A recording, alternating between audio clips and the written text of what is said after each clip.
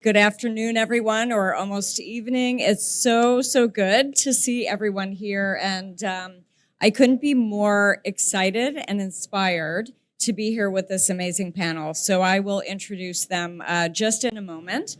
There are a lot of people here who have been up here before, people like Francesco, so I'm feeling a lot of pressure. I have my iPad with me so I don't mess up the questions. And so super important. But just by way of introduction, my name is Tyrrell Schmidt. And, I would say I just love this organization. So I'll tell you a little bit about myself. Firstly, I am wearing as you would expect, a bright yellow Achilles shirt. So there is no other, right?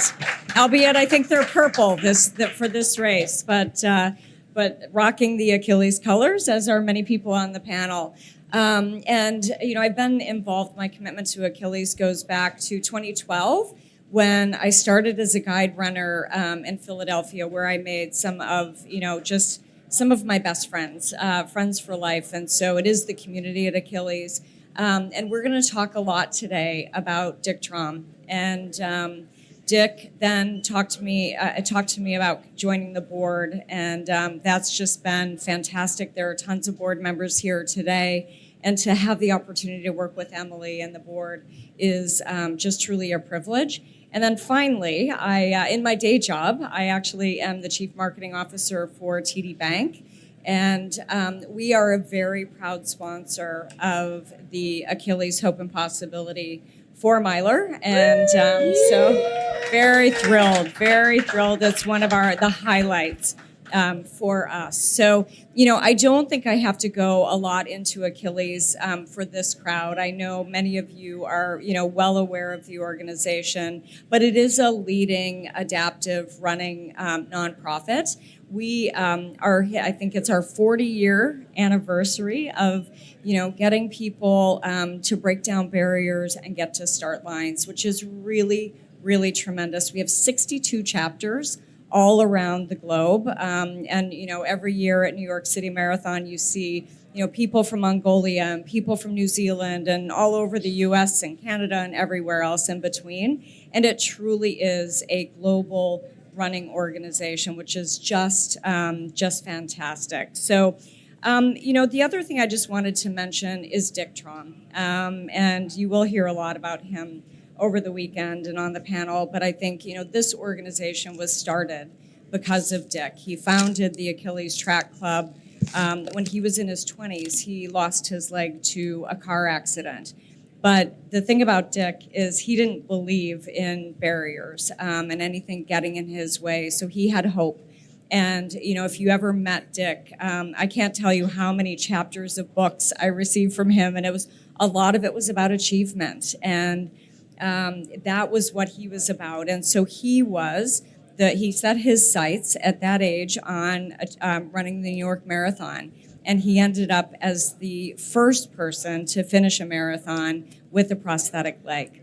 And so a lot of this we certainly owe to Dick. He had a vision for the organization that Emily has also just furthered since. We are all blessed to have known him. So with that, I think Dick also inspired many of the people who are on this panel. And so I'm really excited to kick off the panel and let you hear from them directly about their incredible stories. So first, we're going to start with some introductions. So we're going to start with Paul, and he'll tell you a little about himself and what he does. And thank you for hosting us here, just to give you a little hint. And how tell us a little bit about your engagement and involvement with Achilles. Sure. Good evening, everybody. My name is Paul Delano. I have to go through the introduction of my pronouns are he and him. I'm an African-American male with a shaved head. I'm wearing a nice printed shirt of white and blue. I am the only one up here that's not wearing Achilles. I get a thumbs down up here. He has his Achilles sunglasses. Yeah, there we go. But I do represent New York Roadrunners. I'm the head of event operations and athletes with disabilities here. Again, I welcome everybody. And my affiliation with Achilles goes back many, many years. I've been with New York Roadrunners for probably about 18 years now. And so I've been around with Dick and with the organization for that many years. I was introduced to the event, and I was blown away. I've worked in sports marketing for many, many years, but my mission in life is to move people and ensure that people have the opportunity to move. And I thought my window was so narrow because I was focused on moving youth. But then I was introduced to athletes with disabilities and people with abilities. And so that's where my relationship with Achilles kicked off. And it just grew from there. Because I had this affiliation to make sure that people were moving, I guess I adopted the Athletes with Disabilities program here at New York Roadrunners. And I've been working very, very closely with Janet and Dick and Joe and Emily and Francesco for all these years. So I'm just happy to be here and hopefully talk more about what New York Roadrunners does to ensure that we're inclusive across the board. Amazing. Thank you for that. So Tricia, we'll go to you next. If you can talk about your journey. Great. Hi, everyone. I'm Tricia Miley, and I am female. My pronouns are she, her, and I'm sitting now, but I'm about 5¼ inches tall, with really short, kind of silvery blonde hair, and I thought, that silver actually are little bits of gray, as I'll be turning 64 in a couple of days, so that happens. But anyway, so let's see. Oh, that's right. I'm also wearing, well, you said everyone else is wearing the Achilles neon shirt, because we are proud of Achilles and we are proud to be associated with the organization. And I love wearing this shirt, and I will be wearing it on Sunday morning. Now, 35 years ago, I was able-bodied, and I was living in New York City, and I used to run most nights after work in Central Park.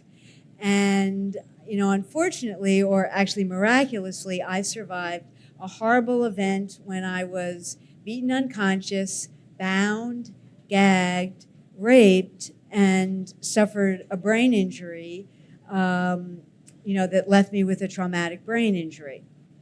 And as I said, miraculously, I survived.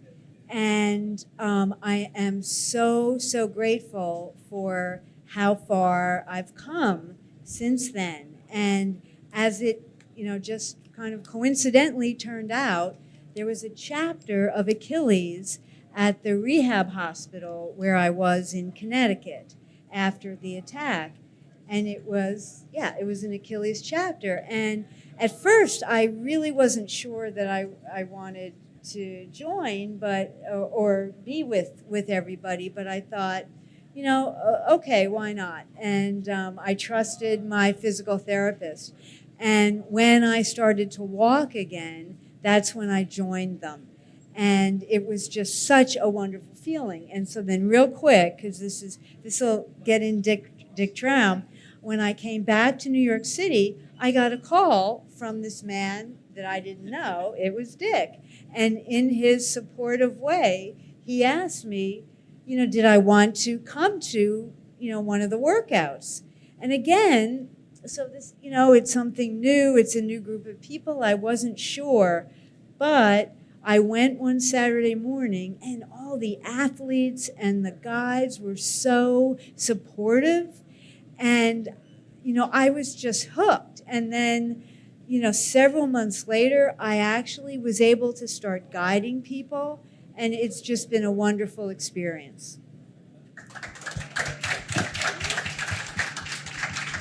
Hence the inspiration. And Tricia, if I'm not wrong, I think your book had hope and possibility in it. Am I right? And that inspired the name for this incredible race. The subtitle is A Story of Hope and Possibility. And I'll say Dick had a vision. He wanted to have people with disability kind of sponsor a race and invite able-bodied people. That was what he saw. And we tried a couple times, and then we got an okay from Central Park. And so I'll say he wanted to call it, name the race after me. And I said, no, Dick, it's not about me. It's about all of us. And my book had just come out, and I said, this is what Achilles does. It gives us hope. And what emerges is possibility. And so let's call it the Hope and Possibility Race. Thank you. My friend Cedric King, Yes. if you can tell us about your journey.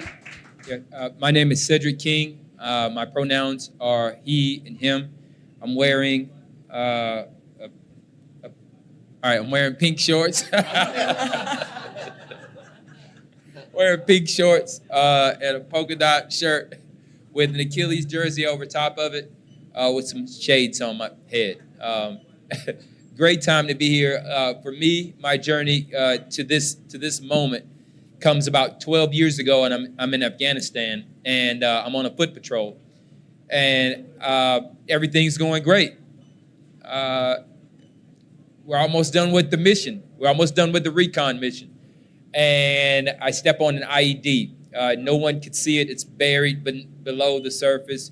It's a pressure plate IED. It uses your body weight to activate the bomb. It goes off, blows both my legs off. I go into a helicopter. Anybody seen MASH? You already know the helicopter's coming over the mountain. I go into the MASH unit and I slip into a coma.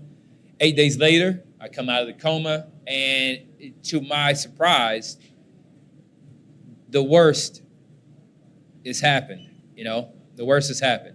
I think that when the bomb goes off, there's so much tissue there. I feel like, and sometimes if you've ever been there, sometimes you could feel like that there's hope. Something's going to work out to where all the docs will put it back together. The nurses will figure it out. I'll be back just like brand new.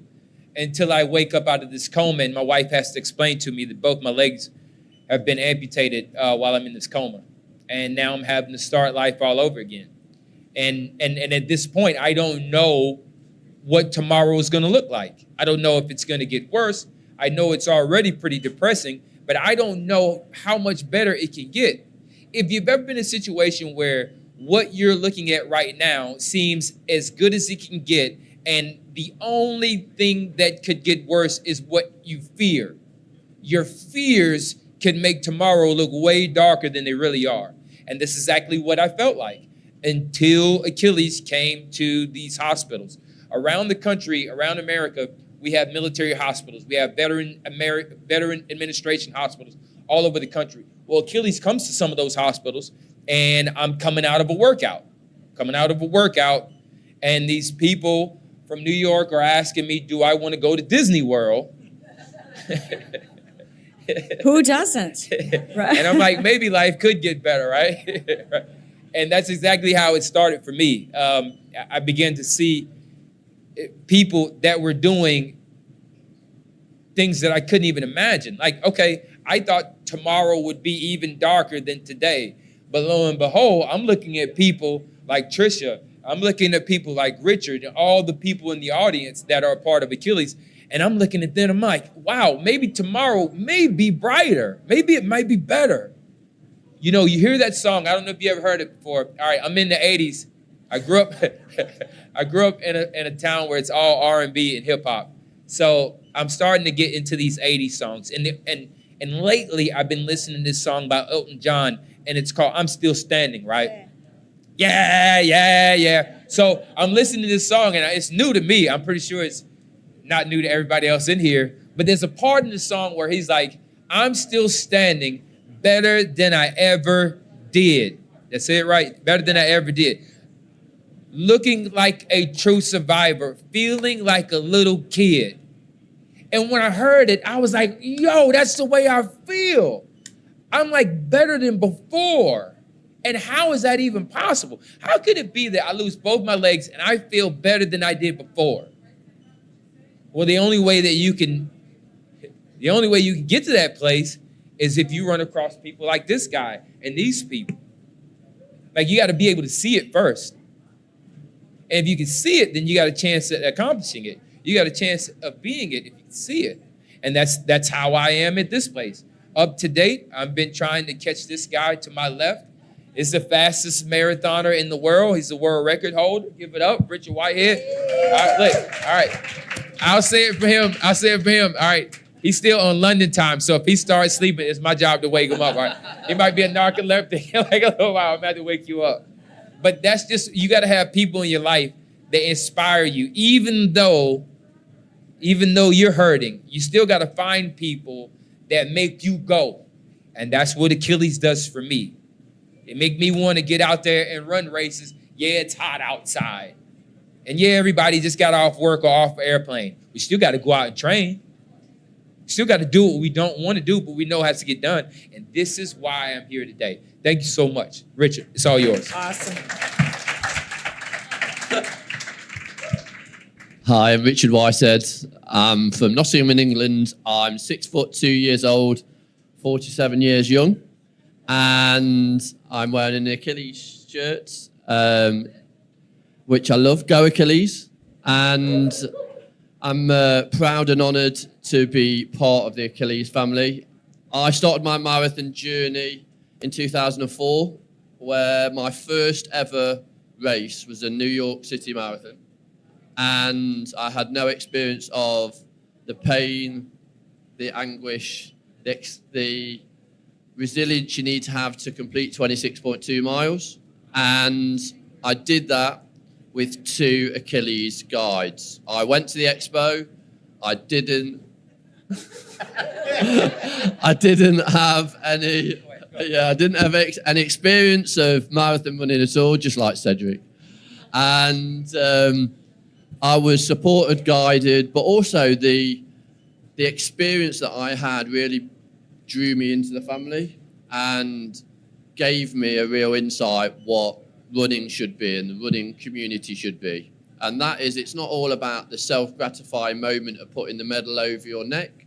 It's about the journey that you take as you cross that start line, going through the 5 boroughs, getting to that finish line and celebrating with people that are on the same journey as yourself.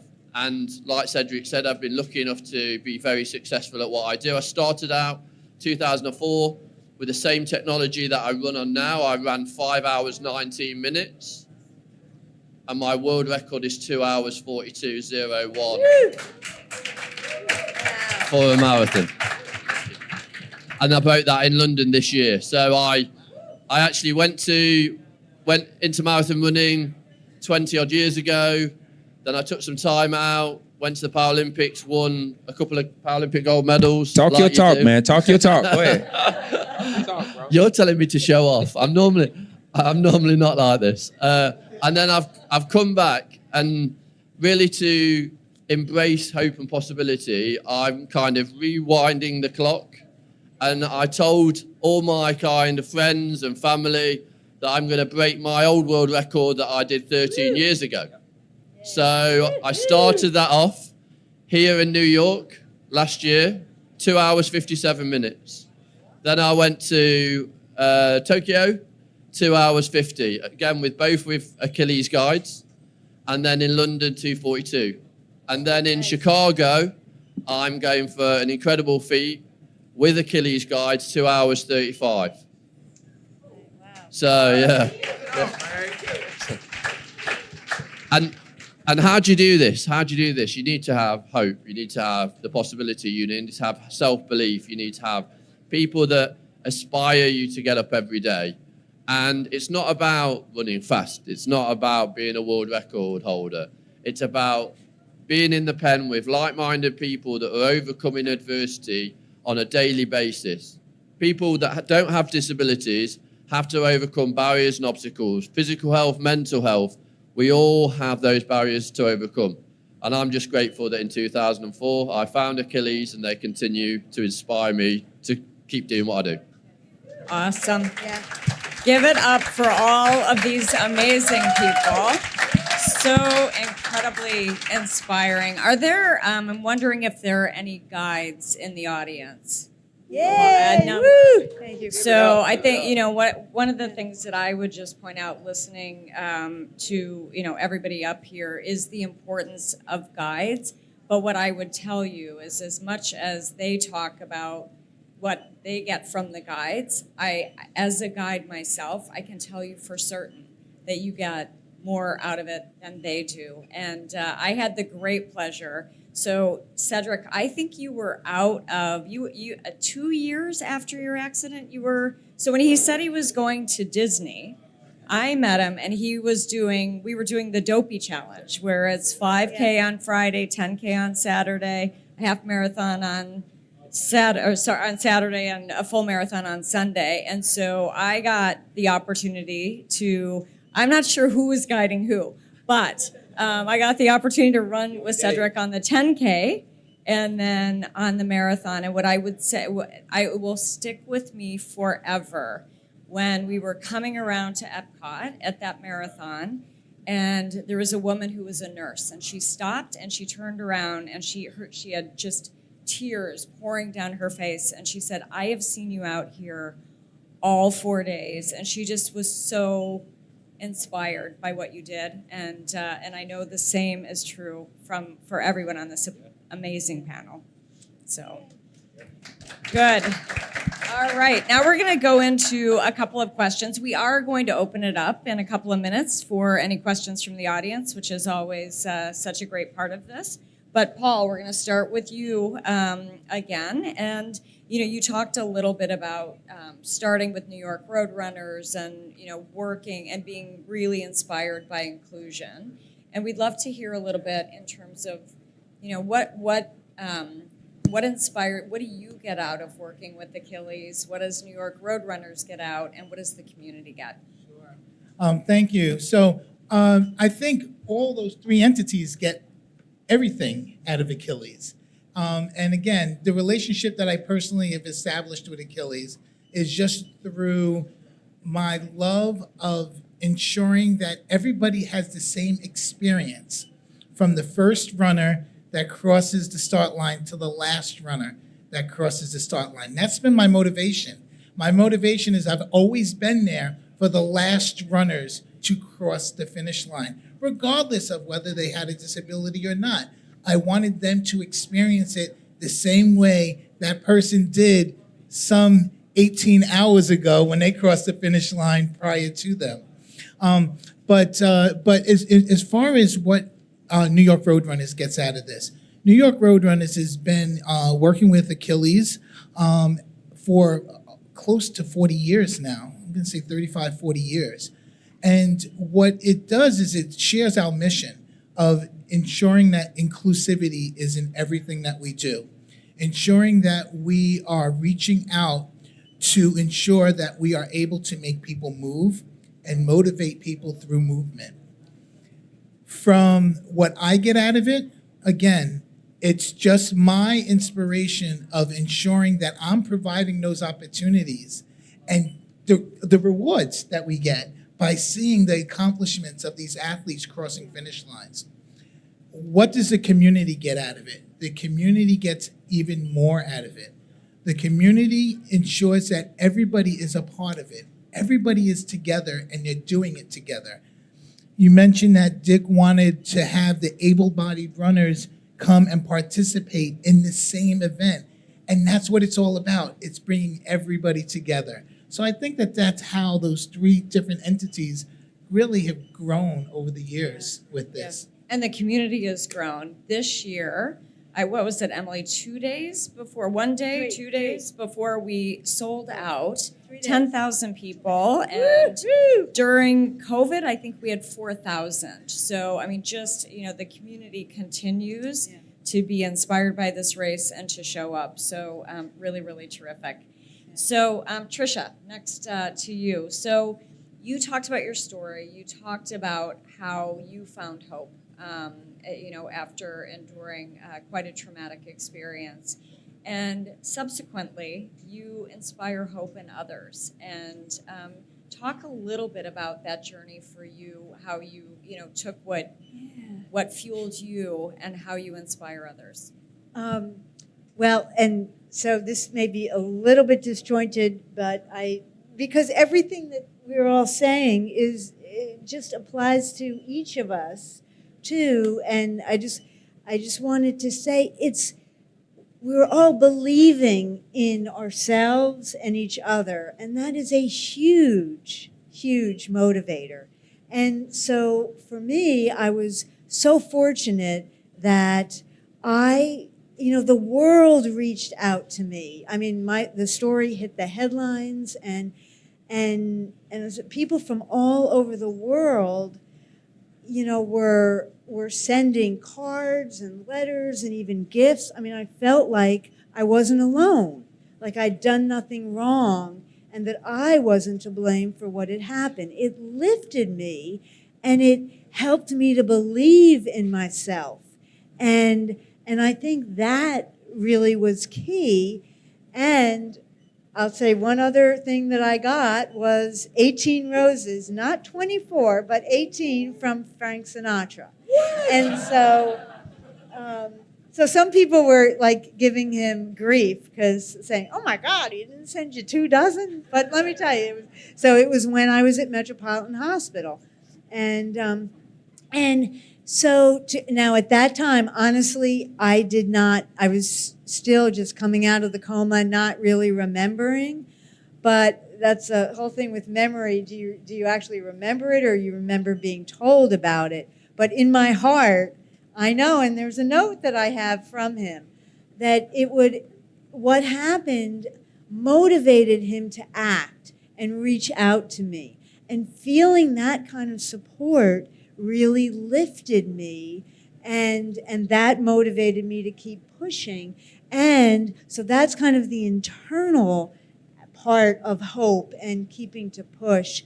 But seeing the impact on me and seeing that, wow, I can do more than I ever thought I would ever be able to do.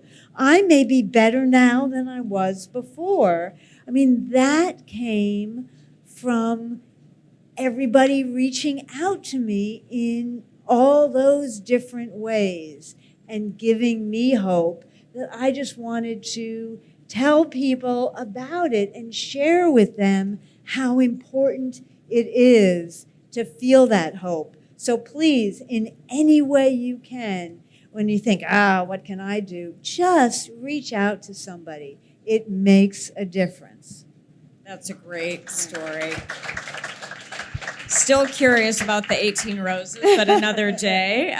But it does give you, we all see the news every day, and the stories like yours and the people who reached out to you also really gives you faith in humanity, right? And the power of people when they show up. Really, really inspiring. Cedric, let's talk a little bit about the Achilles Freedom Team. Where's Janet? I know Janet has been running that program. It's coming on its 20-year anniversary, which is super impressive. Started in 2004 with a handful of veterans and people who got engaged in this community. And Cedric, you talked a little bit about your, being in Afghanistan and everything that happened. You would have had a team, you would have had people, you were leading people. And talk about how you found a new team in Achilles and how you sort of find your role in that community, because you play so many roles in Achilles and with veterans. Yeah, the team aspect is key. I truly feel like a lot of veterans, just by show of hands, how many veterans we got in here today? Just by show of hands. Just two, three? Okay. That goes to show you that for veterans, when we come back home, we don't have the same amount of teams. We don't have the same support that we're used to. If you're used to being a guy that's over in Afghanistan and everything you do counts. A lot of people always wonder, well, why are the veterans why it's so tough for them? It's because in Afghanistan, everything we do counts. Everything we do matters. We're important. People come to us to make decisions. It's great when you are dependent on, when your team needs you. Anyone who's ever played a sport, it's so cool when they come to you and say, hey, we need you to score the goal or to grab the rebound. We need you. Well, in Afghanistan, Iraq, in Syria, that's what we have every day. When we come home, that team is no longer there.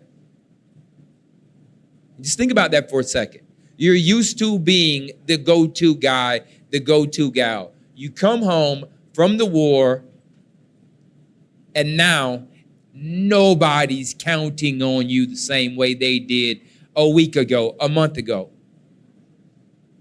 It's traumatic for a lot of people. It's very difficult. So that when Achilles opens up a program to where veterans can come in and find a new team, it's so good. No, you don't need me to score the winning goal. Now, the winning goal is we need you to get to the finish line. We'll get you to the start line. You get to the finish line. That's what we need from you. And I cannot tell you how much that means when you have a team depending on you. No kidding. There I was, 2014, New York City Marathon. I start at 8:50? I guess that's the time, 8:50 or 9 o'clock when everybody else starts. Here it is now, 8:30 p.m. Everybody in New York City has already gotten their medal and gone home. My team is currently tracking me at the bar, right? Janet says, oh, guys, Cedric's about to come in. They load up in the car, in a carpool, probably a carpool, about 8 or 9 people, and they come and they meet me at the finish line, just as if I was the first one to cross the line.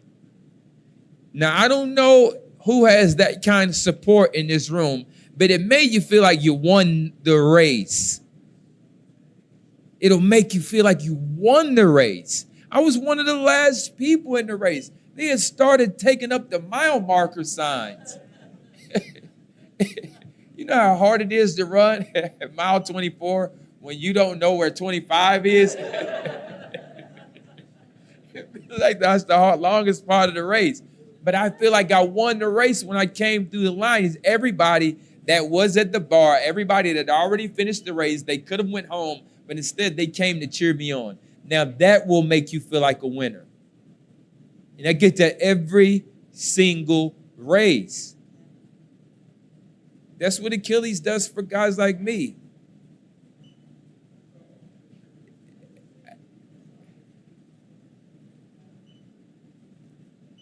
I hope you hear it. I hope you hear this. I hope you hear this. This is what we all need. Because a lot of people in this room got injuries that can't be seen.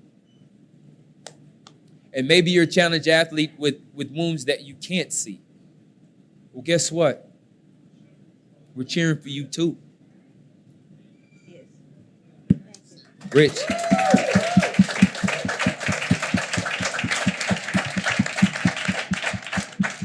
Is there a person here who questions what kind of leader Cedric is? I don't think so. I've been lucky enough to obviously work with the Freedom team as well and see it firsthand, and it's very powerful. And it's a great honour to be invited to support obviously people like Cedric and the great things that you've done in your career, and then give you some hope and aspiration to achieve your goals after obviously injury, but also life has those curveballs, right? And trauma is something that affects everybody, and it's about how you bounce back. And I've seen individuals that have lined up on that start line of hope and possibility, not having that hope and not feeling that it's actually possible. 2 years later, they're then starting the New York City Marathon and completing their goals with their family and friends. And yeah, it's very powerful. It's something that the sustained impact of inclusion, EDI, equality, diversity, inclusion, is what Achilles encompasses. It's about leaving nobody behind. It's about celebrating humanity and the empowerment that it gets. The sustainable impact of what Achilles represents is the community seeing it, believing it, and wanting to be part of it. And that's something that I've always felt since 2004. So good. Richard, can you talk for a minute? I think you've had incredible success, but I'm sure there are points in a race that are really tough. What gets you through it? What gets you through those tough points? All right, I got to record this. I'm a fanboy right now. All right, go ahead, Rich. Go ahead, Rich. It's really what you're doing, man. It's really tough when you've got obviously challenging obstacles in your life, but we all have those, and just getting out the front door, just accepting that you want to be better is really tough. And I have those goals of the day, goals of the week, goals of the year, and those goals may change, but for me, it's always about being better. And then at the end of the day, when I brush my teeth, kind of saying, actually, I've done really well today, but tomorrow's another day, and I want to be better. And even at 47 years old, I feel that I can achieve more. And obviously, at some point, athletically, that will stop. But outside that, I want to be an advocate for what Achilles does, for what inclusive environments are really about. And it's about giving people such as yourselves that real platform and podium for success. We've all got our own stories. We all deserve the opportunity to tell those stories. We've all got a gift, and it's about having that platform to talk about it. And Achilles gives you that. They're great advocates for people with disabilities. They're great advocates for guides that support people with disabilities, and the impact that has for a sustainable impact for an inclusive community. And that's what my whole ethos around sport has definitely changed with having an impact through Achilles. And even when I look at my world record attempts, are you still recording? Bro, I'm on like 10%. I need you to hurry this thing up. The record attempts, it's really a celebration of the power of sport, and that you can't do it alone.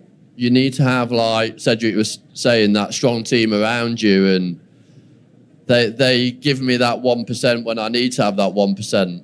They give me that hope and aspiration when I've dug myself in that pain train when I'm running sub 6 minute mile in for 26 miles, which I'm going to have to do for Chicago.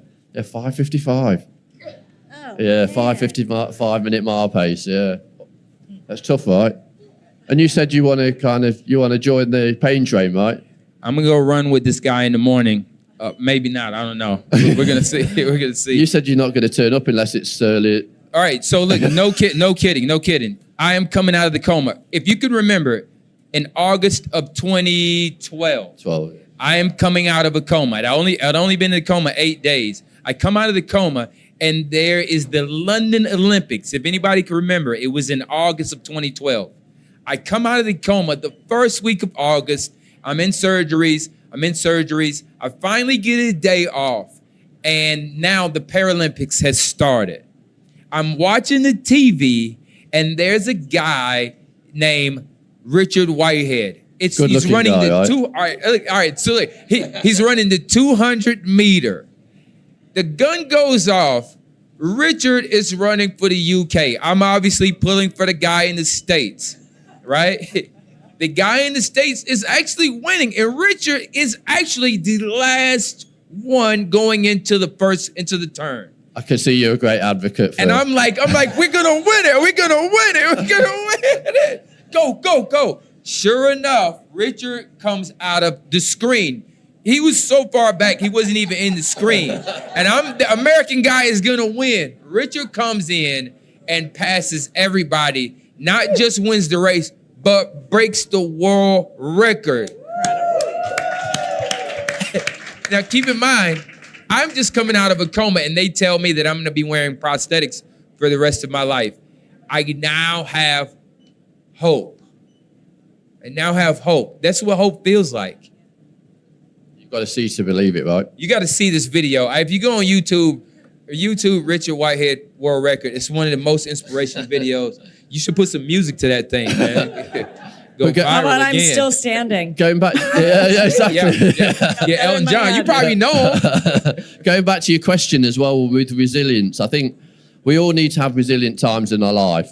Resilience isn't something that's tangible. You can't hold resilience, but it's through those obstacles and challenges that we go through, those difficult moments. And one of the things, one of my friends, Simon Mellows, died of sarcoma in 2005, and I'm very close friends with his widow and his children. And through those real tough times that he went through, gave me the hope that we can all do more, and we should do more. And my disability doesn't define who I am, and that's what you'll see on Sunday. That the individuals that start on that start line won't be defined by their disability, they'll be inspired by their ability. Amazing. Absolutely amazing. Yeah. All right, I we're tell you, going to I'm just open it to the audience, but Okay. I was just going Yeah, to go say, ahead. because there is a different spirit in the park in the Hope and Possibility race. I know I'm very biased. Had it today as well when I was running in that heat. It's jumping, yeah. But and to me, this is what that spirit is all about. Yeah. It is. It is We people do. coming together in such a special way. There's nothing like it. It is my favorite weekend of the year, just seeing people coming together, cheering on one another, whoever they are, and whatever, as you said, Cedric, people who, also have invisible disabilities that, you don't see and you don't know, but everybody's there pulling for one another, and that's what it's all about. So I'm going to do a quick lightning round with this group. Favorite moment on a race course or for you, Paul, in a race? Like what favorite, funny, most memorable, one thing? I was told that you're not going to make me cry. Yeah. And that's Nobody what you're told me I getting ready wasn't to do. supposed to. I'm going to go back to the 2011 ING New York City Marathon at the time. And I am working the finish line as I always do. And I have a couple of people approach me and say, we have an athlete that is out there and is not going to finish until after midnight. But the problem is you cut his course short and he needs to run 26.2 miles. Can you make that happen? Me? I can make anything happen. So I go and I always expected this. We have contingency plans out of the wazoo. And so I knew exactly what we needed to do. We needed to enter Central Park, run north to a point, make a U-turn, and then we added that distance. Because at this point all the bridges didn't have footpaths. So we cut them from going into the Bronx. We cut them across 125th Street in Manhattan. And so I tell them, I mark the course, look for an arrow. It's going to be a U-turn. Going to complete the race. So again, this is probably, I'm going to say 8:30 at night that they approached me. We're talking 4 or 5 hours that this person's going to come. And so I'm in the park doing my park thing, still have runners finishing. So as the athlete approaches Central Park, this is 2011. Social media was not huge back then, but they were getting the word out there via email, I guess. When they got to Engineers Gate at 90th Street on the east side of the park, they had about 50 people that gathered there to welcome this runner into the park. Runner comes in, they go north, they finish. The next thing you know, there's about 125 people at not Engineers Gate, at Merchants Gate, at Columbus Circle. So this crowd is getting a bit bigger. And I'm like, okay, this is getting crazy. We get to the finish line, and there was over 400 people at the finish line at 1:30 in the morning, Wow. watching this athlete come up to the finish line. His name was Michael. Michael was accompanied by Achilles guides. And it was just amazing watching this gentleman come across the finish line, an ambulatory athlete, severely disabled, cross the finish line. They're chanting, they're singing. He was a foreign athlete. The country's national anthem's being sung by the crowd. Give him his medal. Talks a little bit to the people, hugging. His mother talks to him. The next thing this gentleman did was he took the medal off of his neck, turned around. This is what I told y'all. Put the medal over his father's neck. It was the most amazing thing I've ever seen. And this is why I don't tell this story so often. But that's one of the most magical moments of my life doing what I do. Wow. Thank you for sharing.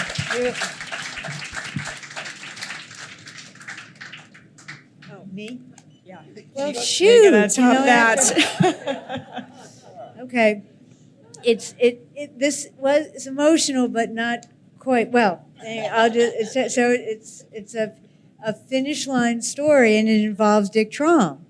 And so this is back in a little bit earlier, 1994. We were in the park one day, and another Achilles member asked him, "So, are you going to do, the marathon this year in '94?" And so he was on crutches. So this is before hand cycles and such.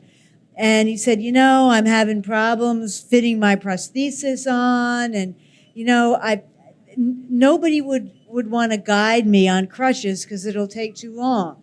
So I'm standing right there, and I said, "Oh, I'll do it." And I think he never forgave me for my sort of spontaneous excitement. Yes, I will be your guide. So we did it. We started at 6:15 in the morning. That was back then. I think Roadrunners or the city or whatever let a few people start that early, and it's tough. He fell a few times. His hands from the crutches were just all blistered and such, but we finished, and there was his beautiful wife with their dog on the leash, their little dog on a leash. Lady, I think was her name, and a group. It wasn't 400 people, but there was still, it was on. He wanted to finish in less than 12 hours, and it was like 11:50, and I have photos of it, and he is just exhausted but overjoyed that he did it. Amazing. I just need to ask a question. There was a marathon without hand cycles? I'm Now just you messing get with there, you. yeah. Now you start trouble. Paul. Now I'm like, Yeah, right. oh, wait a minute, did I not? Start trouble. Starting trouble. Is it cool if we just go ahead and do questions? Let's do it. Let's do it. Just open up the questions. Yes. I'll take the first one. just because I know you're gonna ask questions, but I'll let somebody else ask questions. Any questions? Oh, don't be shy. Who's the gentleman back Yeah. What's your name, man? Okay, there you go, Josh. Yep. Joshua, and he's a runner. How you doing? Very inspiring. Thank you very much, guys. One question I have that I think really, I've always thought of Achilles. Every Achilles athlete I met, Mauricio I know well, very have given me a lot of hope and inspiration. Just dealing with life in general, not even just for running. But I'm curious to know how you've all addressed it a little bit, but in general, how do you get past the anger for a lot of these things that have happened to you that, whether it was, something that was completely out of your control or just an accident or whatever it was, I'm sure there's a fair amount of anger that has, at least you start with, and like, why me, or why does this have to happen, and how did you not let yourself be overwhelmed by anger, and just learn how to let anger go, so that you can really make the progress you want to make? I'll go first then, thanks for that. So for me, obviously you see my disability. I was born with my disability, and I would say I have discrimination every day of my life.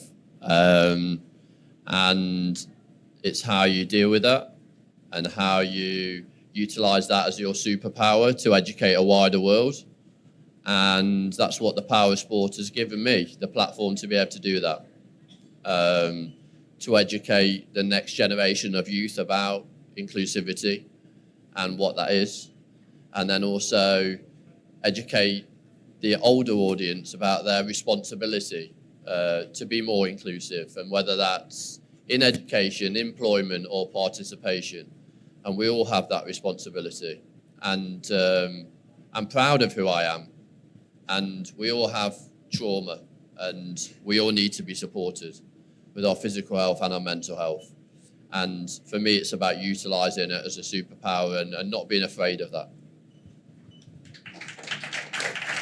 Josh, man, when you asked that question, I wanted Richard to answer it first, because, bro, like, I still get angry, not necessarily about what happened, but I wish I could make it the way that it was. I wish I could go back and have the abilities that I had before. And that's where my frustration, it's not even anger, it's just frustration. Like, wow, I see everybody on this marathon course pass by me. And I was angry at the fact that I could not get those abilities back. And I know this isn't Sunday school, and you're not supposed to talk about God, but the truth of the matter is, I was very angry at God that He allowed this to happen to me. But over time, I now see that circumstances allowed me to have this happen, so that I could show people what perseverance looks like in spite of what has happened. Your voice is louder, right? It's so, look, if I'm not injured,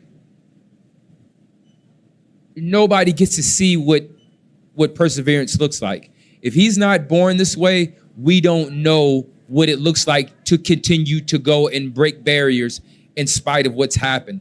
If Trisha's not had her day, then we don't know what it looks like to keep fighting. So I guess, yeah, you could be mad,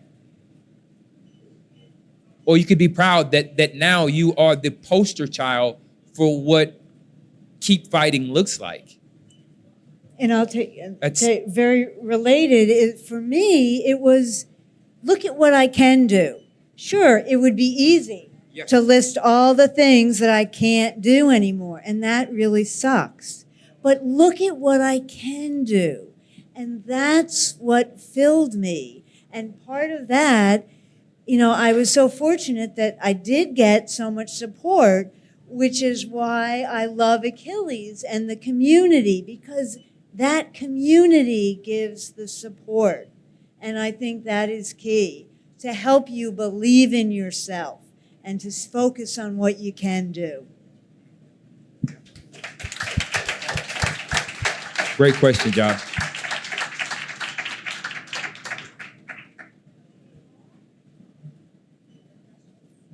Josh, you're the only one with questions today, man. Anybody else? Nobody else?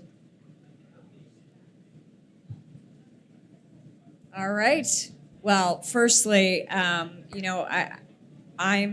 always humbled, honored to be in the presence of people that are sitting up here.